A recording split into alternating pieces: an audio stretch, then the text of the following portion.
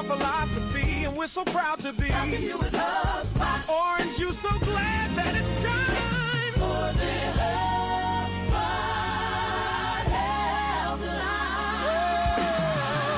helpline. Big Finish and jazz hands on this Wednesday morning. Welcome to the HubSpot helpline. George, that was for you.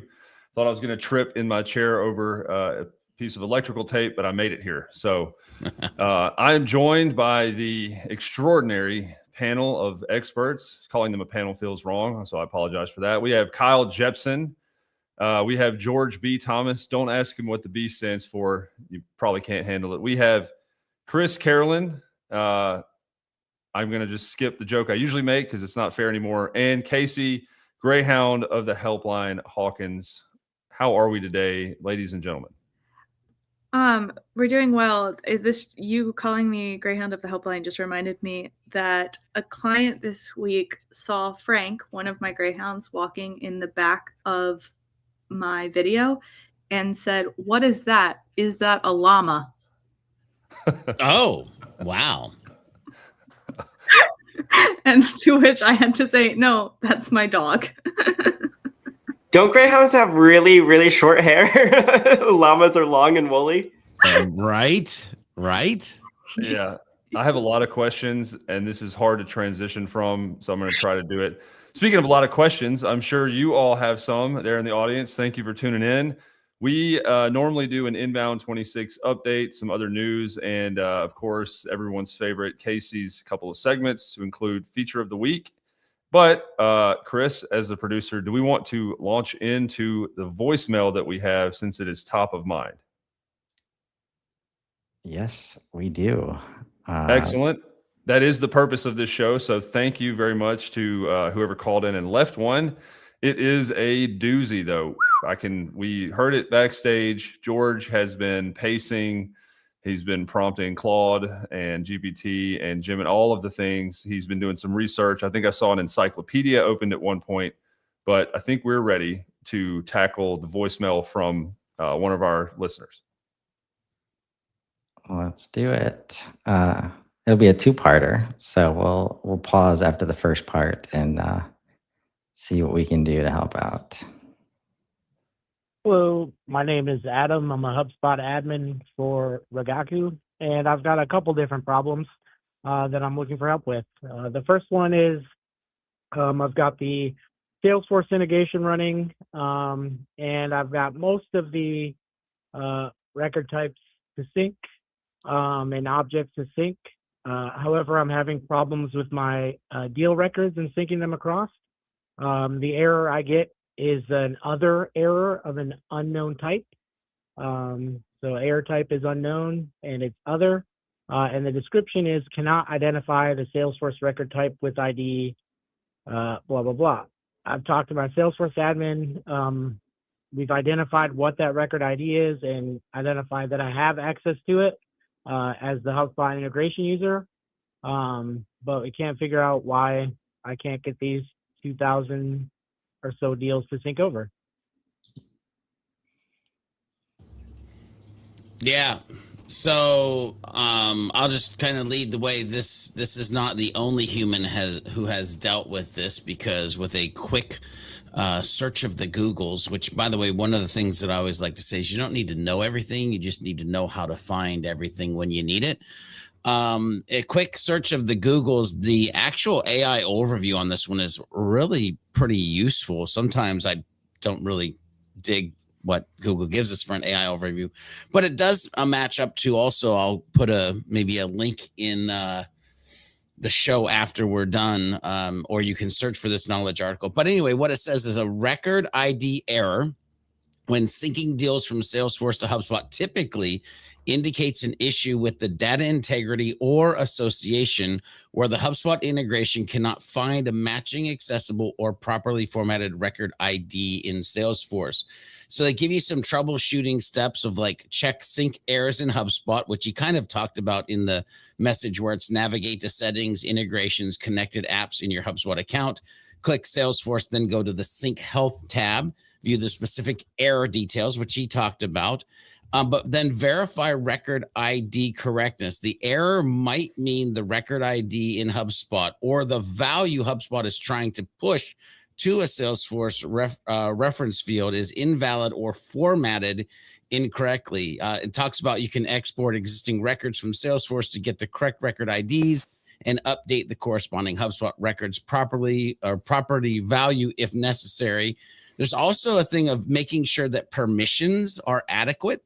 So he kind of leaned into that, but didn't really lean into that. So the Salesforce integration user must have the correct read and edit permissions on the deals object, opportunities in Salesforce, and all related objects like accounts and users in Salesforce. So make sure that user permissions across the board is what you need. And then it goes into resolve association issues. There's more, address data discrepancies, things like that. But those are a couple little places that you could start with. And then there is a community, HubSpot community thing on this sync error missing Salesforce ID. So if it's actually missing versus like not formatted properly, you can head over there, and there's a Remotish Agency has a post in here about contacts not getting pushed over to HubSpot from Salesforce. And they go into some detail about it being this issue occurred because someone mapped and they're talking about contact ID in this case, but think about that for your record ID. Somebody had mapped the ID to a Salesforce property. The integration allows you to make this mapping, but anything mapped to the main ID will cause the integration error. So just know to maybe look at that level or this post. And again, you can Google it, HubSpot community sync error missed Salesforce ID, or I'll try to put it also in the LinkedIn post once the show's over. So hopefully that's helpful. Casey, any other additional thoughts past that potentially? Can you put my screen up, Chris, please? Thank you. So with the deal/opportunity object specifically, when we look at record type, that maps in HubSpot to the pipeline dropdown. So worth going into your integration settings here, going over to deals, and checking this mapping itself, making sure it's okay, checking the rules itself. Also, if it's like a do not sync or something like that, that might cause a red flag. And then also checking the pipelines themselves to see if you see that pipeline active in HubSpot. If you're not seeing it as a pipeline listed in HubSpot, you might want to make sure that on the Salesforce side that just, these are those like restart your device kind of checks, but making sure that the record type is active in Salesforce. I know that's something I run into a lot in Salesforce is oftentimes things you can see in Salesforce, but they're not active. So making sure like all of those boxes are checked. And it will also need a sales process assigned to it and opportunity stages. So those are just some things to check while you're reviewing the record type, as those can kind of cause the syncs to fail. Very well done. Yeah, Well, we don't know you guys are so smart. You can listen, Casey. You had mentioned that you didn't interpret that well from audio being the mechanism of input that didn't work very well. So I was going to recommend either putting that in the comments, Chris or whoever, maybe George had the community blog or the link to where that was addressed. But I had a question and a bit of context as somebody that is back now. Shout out to Sarah Medillo for saying welcome back. Yes, I was in an offsite. I got to participate in my first hackathon. Spoiler, I am not a developer, but one of the cool things that happened and something that I think we run into with questions and stuff like this voicemail are that context is important. And one of the things that during me showing something I was experiencing as a negative was like this kind of insight from the dev team that sometimes recreating the problem is like half or more of the problem. Like I was not able to show them exactly what the problem was I was experiencing. So being unable to recreate the problem in and of itself was a problem. Is that something that is pretty common, especially with the different routes you can take to address problems in HubSpot? How many times can you say problem? Problem. Problem. Yeah, a lot. Yeah, that definitely is. I mean, so I had to bring up a real portal that I work in for that specific one because I don't have a demo portal with a demo Salesforce. And even there, I'm like, mine is syncing. So like, it can be hard to like, it could be a bunch of things. And without seeing the problem that you're experiencing, then we're just kind of backtracking into possibility land. Right, which is not somewhere we want to be unless we're accompanied by George B. Thomas, who is well known and useful in possibility land. Who is also muted. So there's a possibility that you may not even hear what he has to say if you're in possibility land. Wow, thanks for calling me out. But I did say, wow, maybe. I don't know. Like, I like possibilities. Sorry, off topic. Hi, Max. I was going to say, hi, Max. Oh, the man, the myth, the legend. Yeah, Max, I'm back from the offsite now, so we can play Arc Raiders at some point. Anyway, moving on to what everybody's favorite part of the show is, which is Casey's segment. Although, hold on, this isn't. I'm actually getting some breaking news, and it's about HubSpot has acquired Starter Story. Apparently, this seems to be some breaking news. So I don't know if congratulations are in order. George just did the clap, the oohs and ahs. But Chris, can we pull this up? I know that transitioning to kind of video and I think XFunnel may have been the last company they acquired for AEO, but this seems to be pressing news considering this is HubSpot Helpline. What do we think of this acquisition? Were we aware? And Casey, we promise we'll get back to you right after this. How many acquisitions are we from when Chris said that? The official number is a lot. That's the official number. Like, Chris is like, I think this is the last one. Yeah, I think this is the last one. I go, no, bro. So No. hold on. I can weigh in on this a little bit. So I did not know about this before I joined the call this morning. Rob is the one who was watching the news reels and saw this come in. But it's important to note that this acquisition is HubSpot Media, which I don't mean to be pedantic and split split hairs. What is this saying? Anyway. Yeah, split hairs. Yeah. Yeah. So HubSpot has, like, if you want to talk about product acquisitions, I feel like we are kind of slower and choosier there, though we have been much more active in acquiring product companies in the last 5 years than we were in the 5 years before that. But our media team, like, we acquired The Hustle. We're now apparently have acquired Starter Story.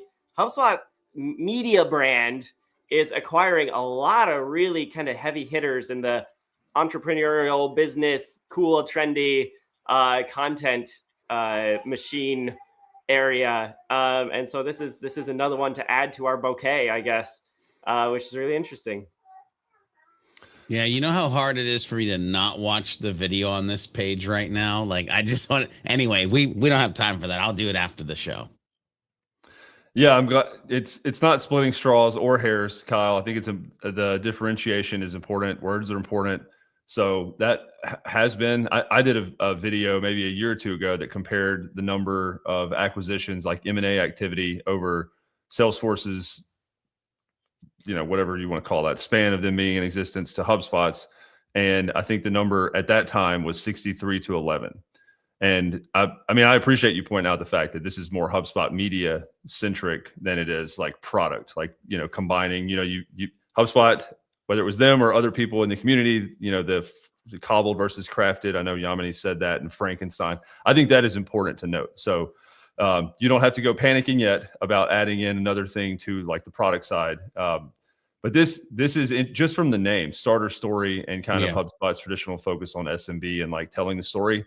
This is another idea that someone stole from Rob. My 7-year-old at one point coined the term HopeSpot, which was more of like telling the stories behind people that had been successful using this product. So shout out to these guys who stole that. Maybe they saw my TikTok video and ran with it. But yeah, I think this is important for people to be aware of. Yeah, this is pretty cool. I wanna dig into this. By the way, I would be remiss, since we've talked about splitting straws and splitting hairs. Could it be splitting wood? That's another thing that you could split, maybe. I don't know.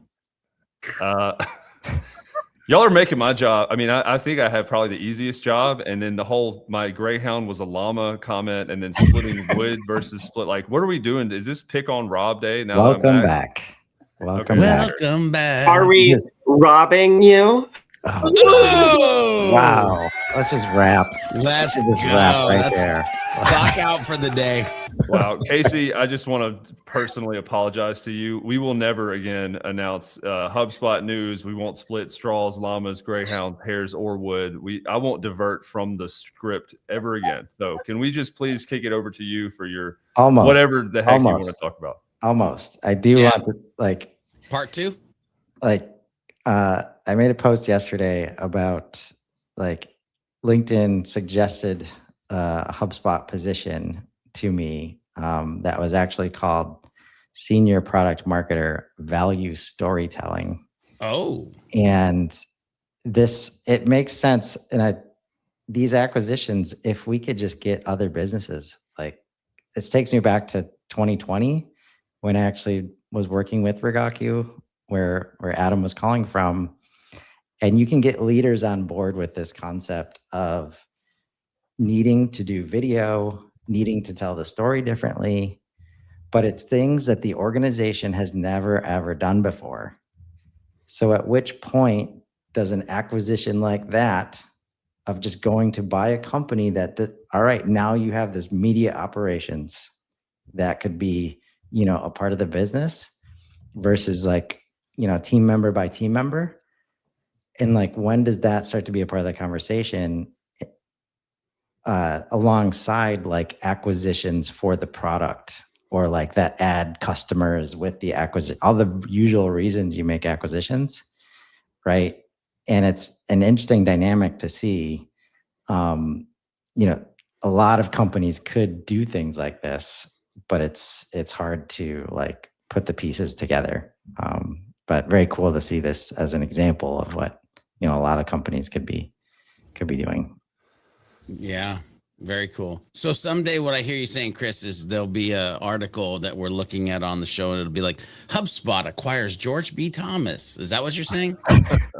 Oh, no? Hopefully no? not. Okay. Actually, yeah, never mind. Not actually George B. Thomas. Maybe something George B. Thomas has done. Maybe. But yeah. In my head, and I don't live anywhere near the rest of your head spaces, which is fair, but it's more like the commercial when the kids are going across the stage for their graduation, and one of the kids announces Kowalski Auto Body LLC, and the parents are like, "What was that?" It's like, I sold the rights to my children's names. So maybe George B. Thomas becomes George B. HubSpot Media Thomas. Maybe something like that happens. Wow. Dang.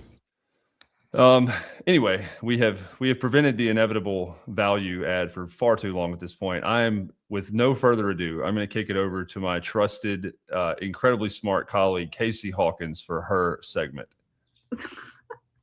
All right. So starting off with the update of the week. Chris, don't add my screen yet. So over the last 7 days, we covered 35 updates. We had 5 shows, which after Chris moved is actually a good thing because we got a little topsy-turvy for a little while. And as always, this is my opinion alone, and I come from marketing and ops background. So my picks tend to lean that way. But this week, some things that stood out. First, portal hygiene. HubSpot's making it easier to keep your portal clean without you having to carve out time for it. We got cleanup automation for unused reports and 90-day auto disable for unused URL redirects. These tend not to be headline makers, but they save you from portal bloat over time. Also, forms and spam prevention. reCAPTCHA v3 hit private beta for forms, which is the invisible version, no checkbox for your visitors. Plus, daily spam submission digest gives you a heads up when spam's coming through instead of finding out 3 weeks later. Email and marketing. Throttling marketing emails is now in beta. You can control how fast your emails go out instead of blasting everything at once. I know George is really excited about that one. This is big for deliverability and big for teams that need staff ready to handle responses as they come in. Theme number 4 is the CRM quality of life, which has been an ongoing theme lately.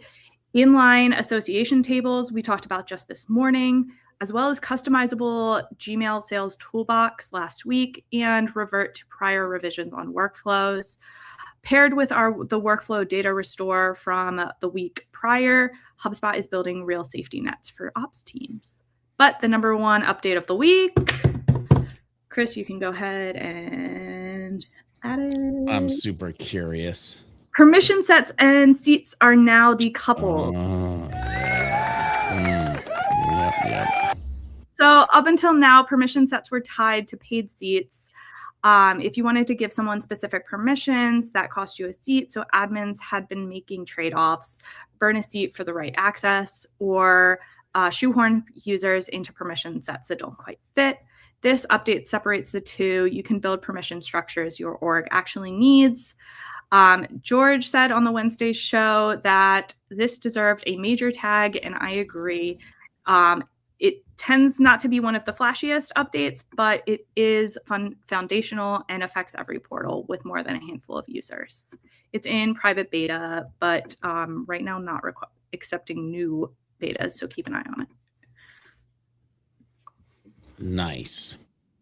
I'll be the how does this affect pricing? No. And that is when I trade. Wrong question. It doesn't really affect pricing per se, Rob, but what it does is it allows this HubSpot admin who have been racking their brain on getting the humans in their organization what they need with the seat that they're in, and it was near to almost impossible. Now that's not true. Yeah, not that I think it should. Just clarify. Right. I don't want to be. Yeah. I don't want to direct all hate mail or complaints to Chris at all of that. But actually, Rob, once you enable the beta, HubSpot's free for life. So no, I'm just kidding. That is not true. Well, apparently, it's flashy enough to have a very special guest join just so he can talk to us about permission sets and seats. So I hope I know who this is. I thought he was coming to talk about art graders. Let's go. Max, what do you think about this update of the week here? Permissions and seats. Decoupled. One word.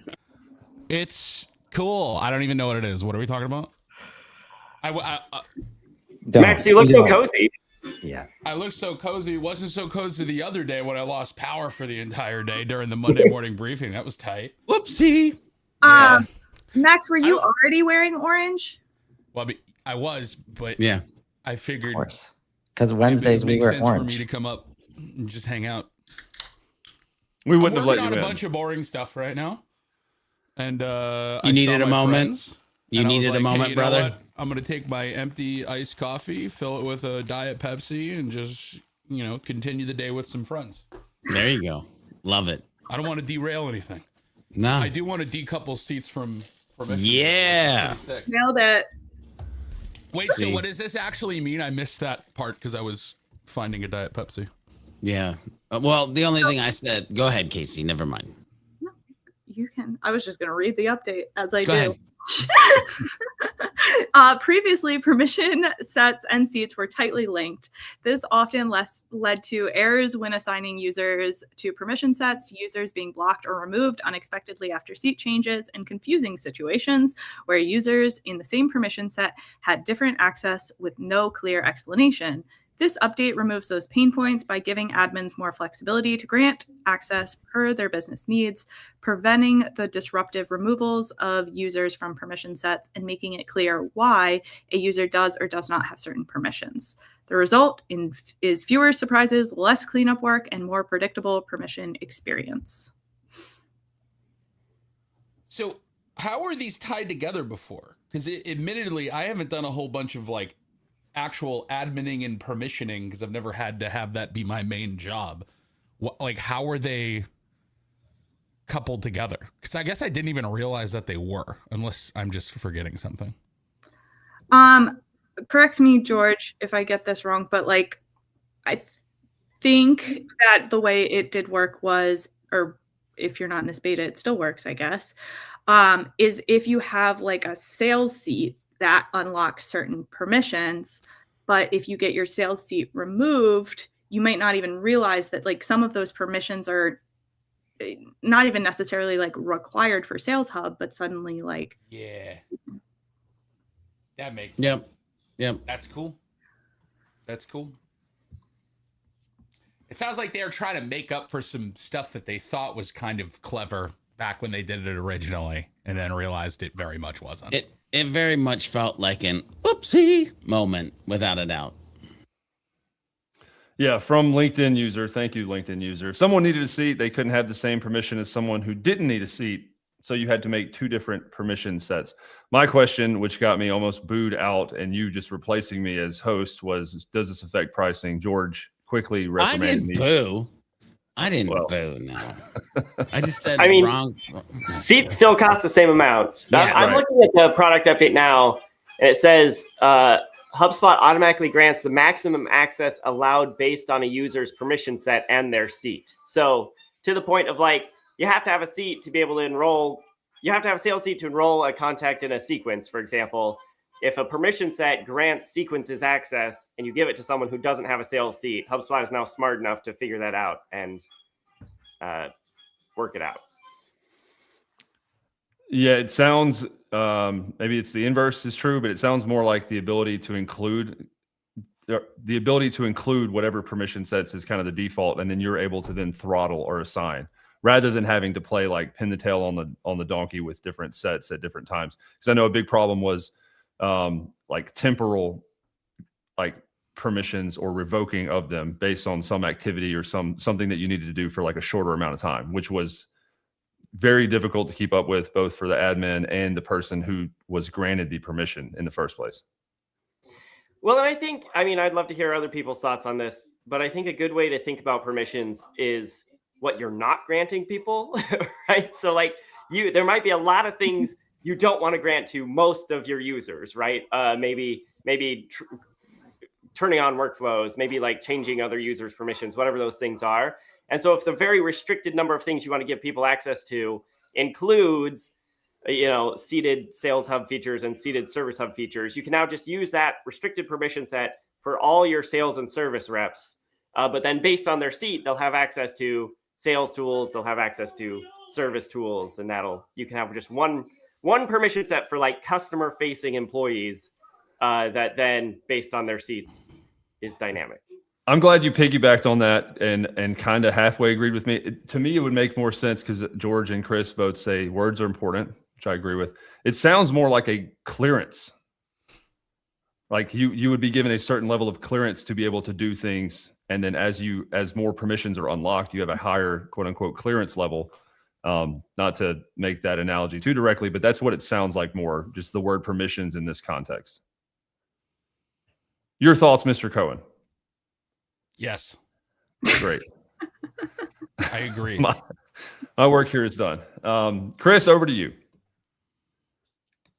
I did recently talk to that team, but I'm also in the situation like Max where I haven't spent a lot of time with lots of teams and lots of people to have to wade through all of this.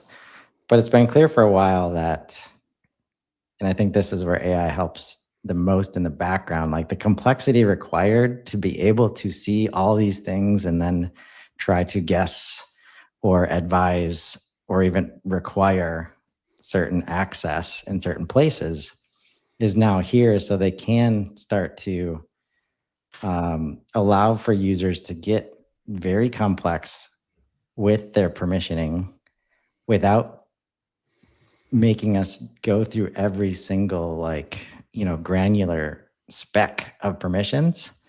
And previously we just, or what I, and the reason I think like at some point you just go to super admin because you're tired of trying to figure it out, right? A lot of assumptions were made. We're like, okay, you're going to click the sales rep button. That means you as a sales rep in this random organization must need access to sequences and this stuff and this stuff. And you definitely won't need access to any of the marketing tools or any of the service, which just a lot of that is not true in a lot of organizations, wearing multiple hats in multiple places.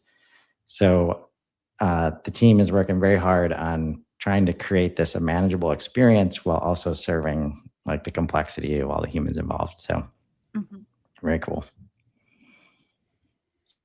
Yeah. We just got a comment, Chris, if you want to put this up there. Speaking of context being important, not that one. Seats and permission sets got a little messed up. Thank you also, Ben Francis. But seats and permission sets got a little messed up when HubSpot changed to the new pricing model with core and view only. So remembering that as context of like, why would this make sense now? What existed before? I think this is an important thing. Shout out to Rob and Noel for calling that out. But this is also like a perfect example, right? Like we just like the update of quotes being able to be associated with custom objects, right? And tickets specifically, right? Like that is something that team has never had to have access to. And now all of a sudden that capability requires like you to open up the teams, and hopefully, I don't know, Kyle, maybe you could speak to this, can we avoid the world where we don't need like one person doesn't need all of the different seat labels, and there's some kind of like seat structure where it's not like, okay, you have to have a commerce hub seat and a sales hub seat and a service hub seat and this kind of seat. Like sometimes you just need to do all the things, right? Yeah. So there's a lot of friction right now with the seats model, and especially like Commerce Hub coming out with seats. This last inbound has caused a lot of consternation, let's say. Ooh, good Scrabble word. Yeah. HubSpot is very much aware of this, and there's some like big open field thinking about like what would actually make sense for a HubSpot pricing model. I'm curious. Let me just push it back to you all. If anyone wants to take the bait on this, if you rebuilt HubSpot's pricing from scratch, you were not beholden to anything we had done previously, what would it look like? Usage. Because I think there's wide agreement on the problems. There's very little agreement on the solutions. Hang on, we see, Rob, this is why we need graphics and stuff, because we need a activate feedback guide. I literally just wrote that down. So yeah, this is I can't think of a better segue into everyone's second favorite segment. Actually, Max is here, and I've seen the amount of all caps he uses whenever Kyle makes posts about product feedback. But it's that time again for Kyle Jepson's taking all product feedback back. We need an echo effect on that one. We do. So the prompts today, Kyle. if you want to, we got a second soundboard. Yeah, this is going to be a soundboard fight. Yeah. Max comes prepared. The rest of all my buttons are broken. I'm like, I somehow got my Go XLR profile like nuked itself yesterday, and all my sound effects are gone except for this one. All right, I'll go first. Usage-based everything. Figure out how to make it profitable for you, HubSpot. But the way that AI is coming into play, and the credits is like a step towards that.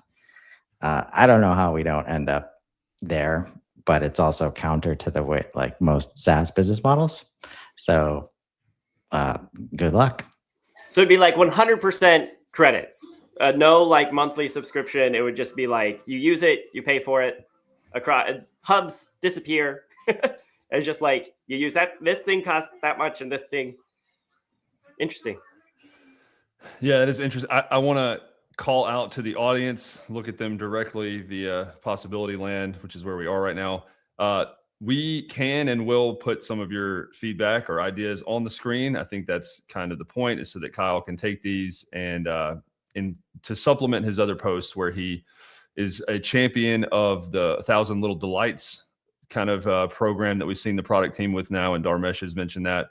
A lot of the things that we've seen recently, like permission sets being decoupled from seats, to me is one of those. It's not a brand new hub. It's not anything, not an inbound launch type of thing that they're doing, but it is making the day in, day out lives of users and admin more palatable, more enjoyable, and solves for the customer. So if you want to take a minute to voice your grievances or submit an idea that is worthy of putting up here, go ahead and do it.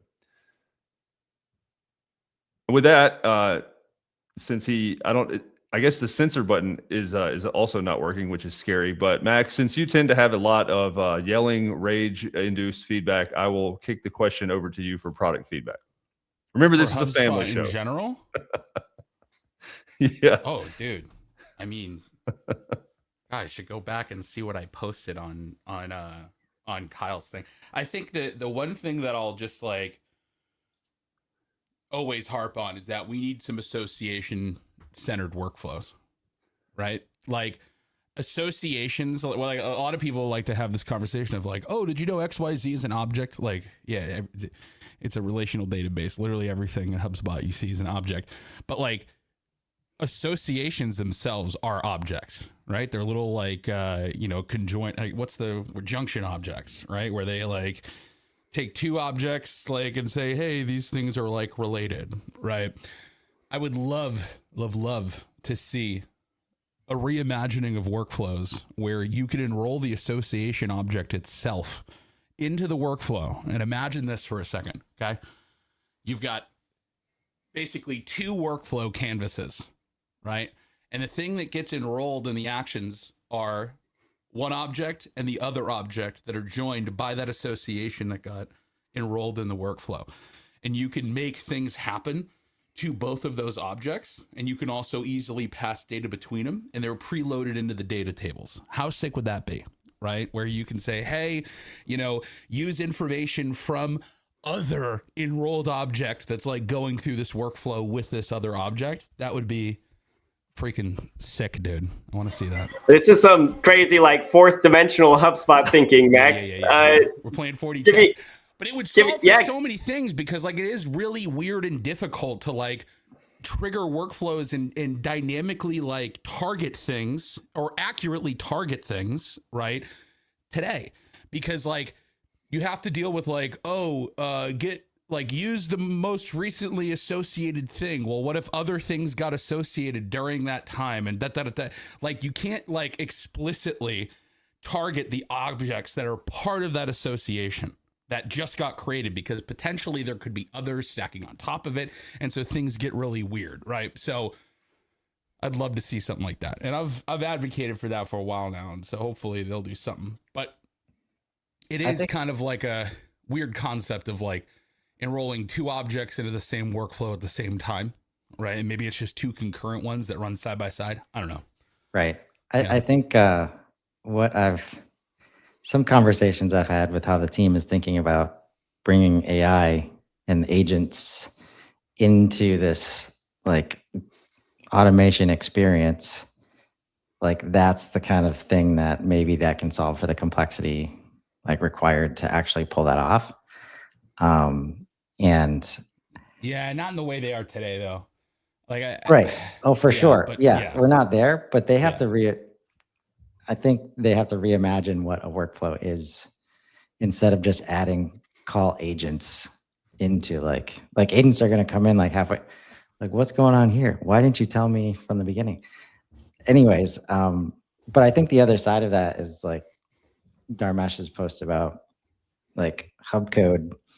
I'll just say I'll be very surprised if like we see the workflows tool as it is now being able to do things like that, because it's just another layer of complexity and management that not only at the start, but throughout the entire process of being able to manage multiple objects doing multiple things at the same time. I do want to get to, this is some brilliant feedback from Sarah as far as the pricing question that Kyle asked. Reward operational excellence. Customers who keep clean data, high adoption, and strong governance are cheaper to support and more likely to expand. Offer pricing incentives or credits for healthy usage that turns best practices into a financial advantage, not just a slide in onboarding. That's Wild. I've never thought of that before, but I love it. Yeah, that would be positive reinforcement. That would be great for super specifically. Can't love this enough.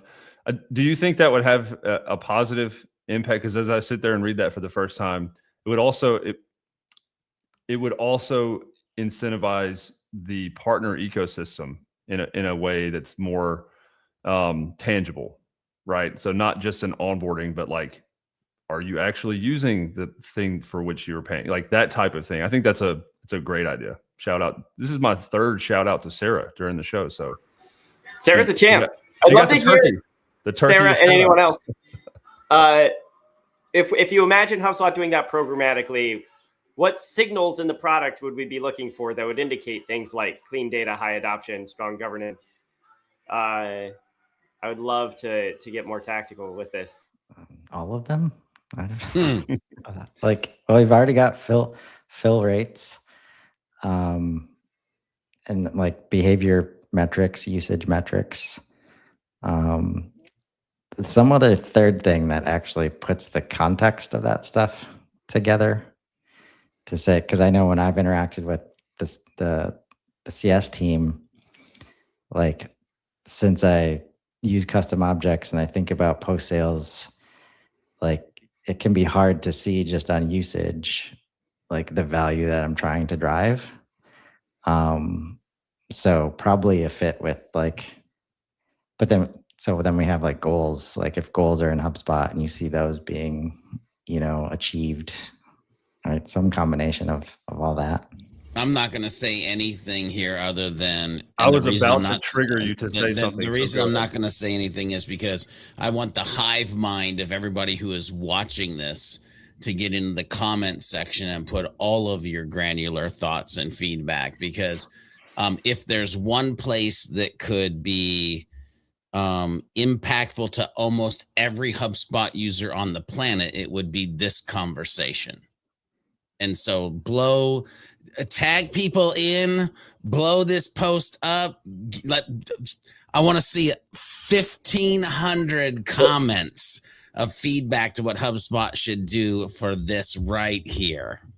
Can I ask? Let your voice be heard. Since we're close to the, unfortunately, the end, and Casey is still having internet issues, by the way, she did not hop out. She's just having internet problems. So speaking on her behalf here, we miss you, Casey, by the way. But if she doesn't get back, I'll ask this question to be devil's advocate in a sense. And then George can be yelling at me maybe as we transition off air. In that quote, or in the recommendation from Sarah, reward operational excellence, there's a word in here like agents who keep clean data. Wouldn't that be something that's just outsourced, or that is it something that the agentic platform now performs and it's their responsibility to do more of that instead of a human executing a behavior? Because I can see a world where it's like, why would customers need to worry about clean data anymore? We built a whole platform around agents handling the admin stuff. Does that go in the comments, George? No. So, listen, like human and agent to get, first of all, there can be just things that HubSpot has built and will build that HubSpot audits, air quotes, looks completely different now versus what it did versus what it can do in the future.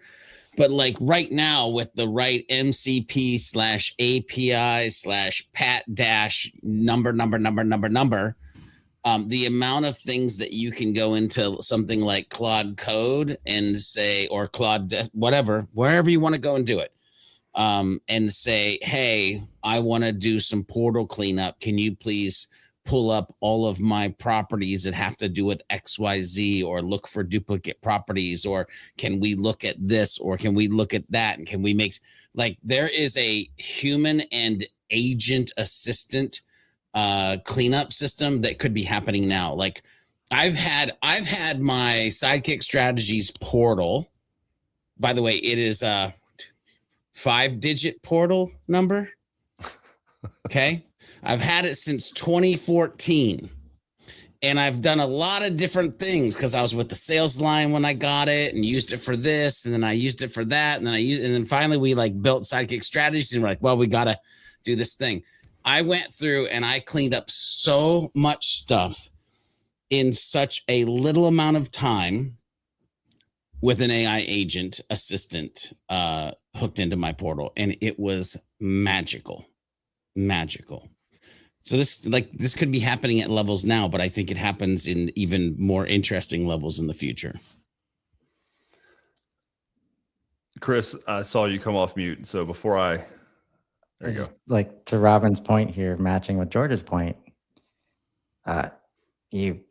most teams probably can afford it if they include AI in the proper ways. It should not be on any one human being to monitor the kind of complexity that we're discussing, like on this call today. Agree. Casey still have internet issues. By the way, next week, if we get 3 more people, we will look very much like the Brady Bunch. So we might have to think about that for an episode. There we go. But please direct all of the product feedback, comment. There's been some great stuff today from LinkedIn users and particularly the people in the feed last. Sarah, Robin, thank you for that. Max, your grievances are heard and understood. But this has been the HubSpot helpline. Come to us next Wednesday, same time, 10 o'clock. Special thanks to Mr. Max Cohen for joining and wearing orange. So shout out there. We will see you next week. Wait. After George has this this one last thing. Do you guys want to see the updated lead capture app? Uh-oh. If you guys got to go, you can go. Hey, but hang on one second too, because instead of Brady Bunch, could it be Hollywood Squares? And could it actually be like HubSpot Squares? And could it be a game? Okay, I'm done here. Yes. Yes to all. Hello. You've reached the HubSpot helpline. It's Rob, it's George, it's Casey, Kyle, and Chris. Admin, call in, then tune in. Yo, what? This is sick. Every Wednesday at 10. Streaming straight from LinkedIn. Helping with HubSpot. Building community is our philosophy, and we're so proud to be. Helping you with HubSpot.